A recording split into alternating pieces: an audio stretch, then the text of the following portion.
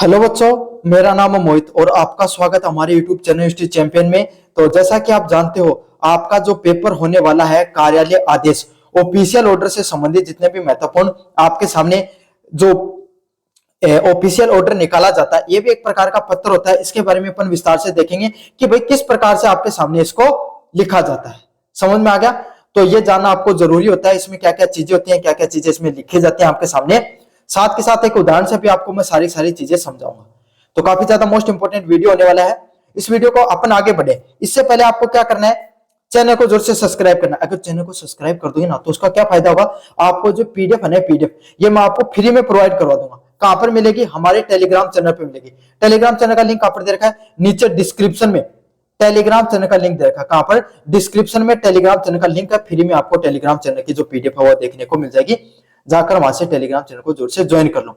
साथ के साथ डिस्क्रिप्शन में प्लेलिस्ट का लिंक है, वहां से जाकर आप क्या कर सकते हो, सारा का सारा कंटेंट है उसको फ्री में पढ़ सकते हो। कोने में मैंने दे रखा है किसका? व्यू प्रोडक्ट का ऑप्शन। और साथ के साथ आपके सामने जो व्यू प्रोडक्ट के ऑप्शन पे क्लिक करके अगर आप कोई भी प्रोडक्ट खरीदोगे तो सबसे ज्यादा डिस्काउंट आपको देखने को मिल जाएगा। तो चलिए शुरू करते हैं। आपके सामने ऑफिशियल और ऑफिस ऑर्डर क्या होता है? किसी कार्यालय द्वारा अपने कर्मचारियों के लिए जारी किए गए निर्देश जैसे समय परिवर्तन, अवकाश या स्थानांतरण को क्या कहा जाता है? आपके सामने कार्यालय आदेश के नाम से जाना जाता है। मतलब कोई भी आपके सामने ना, कोई भी कार्यालय द्वारा अपने कर्मचारियों को कोई निर्देश जारी किया जाता है। मतलब एक विभाग आपके सामने दूसरे विभाग को क्या करेगा? निर्देश जारी करेगा। जैसे कोई समय में परिवर्तन हो रहा है, अवकाश से संबंधित या स्थानांतरण से संबंधित आपके सामने कोई आदेश को जारी किया जाएगा, उसी को किस नाम से जाना जाता है? आपके सामने ऑफिशियल ऑर्डर के नाम से जाना जाता है। इसमें याद रखना आपको, यहां पर आदेश जारी किया जाएगा।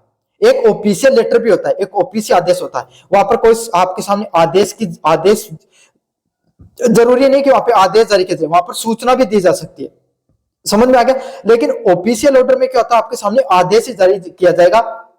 बड़ा बड़ा विभाग आपके सामने, वो छोटे वाले जितने भी विभाग होते हैं, जैसे आपके सामने पंचायती राज विभाग है राजस्थान का, उसके सचिव है, वो आपके सामने जितने भी जो नीचे पंचायती राज के जो आपके सामने जो लोग हैं उनको ऑर्डर जारी कर रहे हैं, उसी को क्या नाम जाना जाता है? आपके सामने ऑफिस ऑर्डर के नाम से जाना जाता है। आपके सामने कार्यालय आदेश के नाम से जाना जाता है। किस नाम से?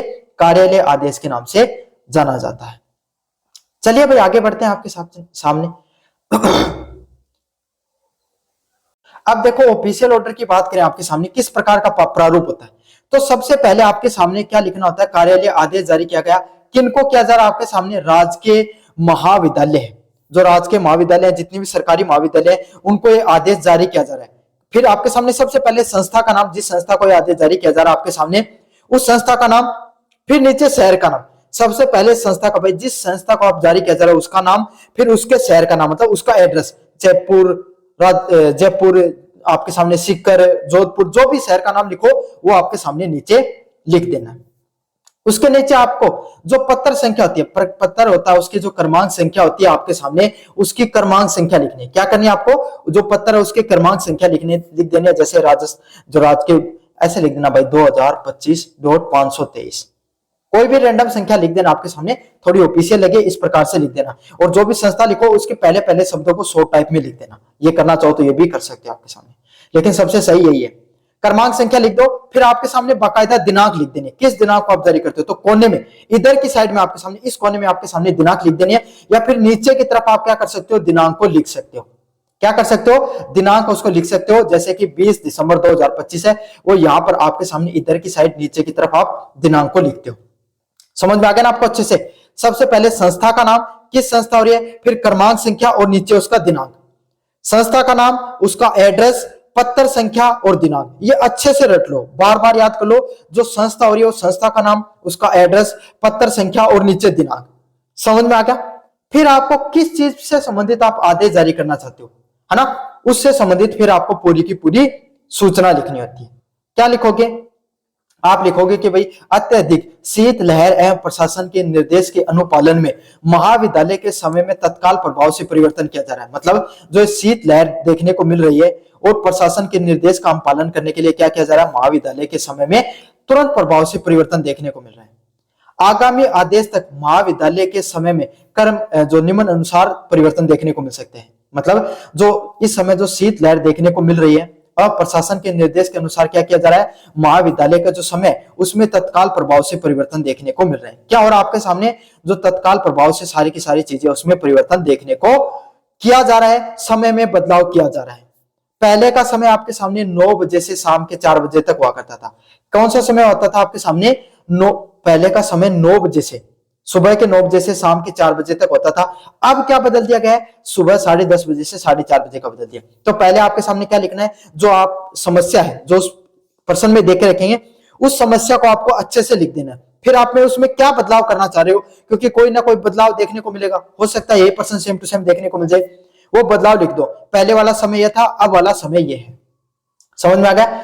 यह समस्त आदेश आपके सामने समस्त प्राध्यापकों, कर्मचारियों व विद्यार्थियों पर समान रूप से लागू होगी। मतलब ये जितने आदेश जो जारी किए गए हैं ये सारे के सारे जितने भी अध्यापक हैं उन पर, सारे के सारे कर्मचारियों पर और सारे के सारे विद्यार्थियों पर समान रूप से ये लागू होगी। मतलब कर्मचारी उन पर भी लागू होगा ये टाइम, चाहे कोई प्रिंसिपल है उन पर भी लागू होगा, और विद्यार्थियों पर भी समय है वो अच्छा ही ऐसे का ऐसा लागू होगा।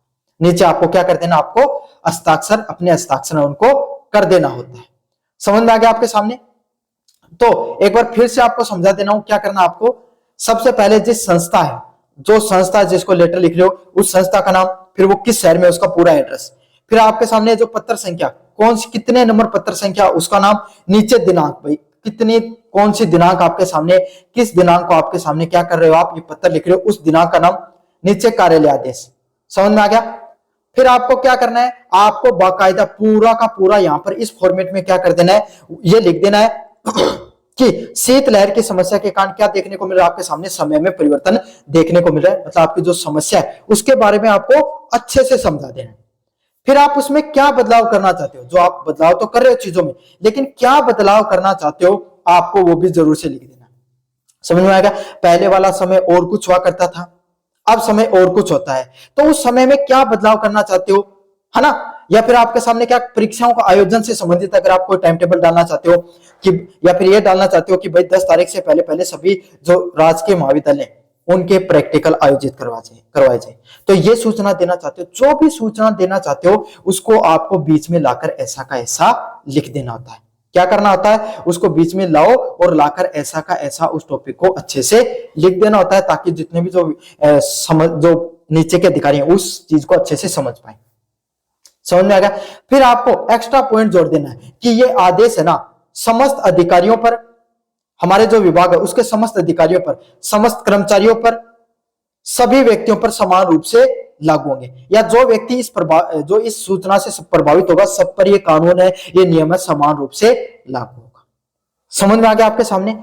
फिर आपके सामने क्या करना है, हस्ताक्षर करने हैं जो आपके सामने प्राचार्य है आपके सामने जो प्रिंसिपल है उनको, या फिर आपके सामने जो नीचे की तरफ आप साइन कर देना आपका या और किसी का। ये आपके सामने पूरा का पूरा ऑफिशियल जो लेटर होता है आपके सामने उसके लिखने का, कार्यालय आदेश को लिखने का पूरा प्रारूप है। मैंने अच्छे से बता दिया है। कैसा लगा वीडियो जोर से बताना, चैनल को जोर से सब्सक्राइब कर देना। धन्यवाद।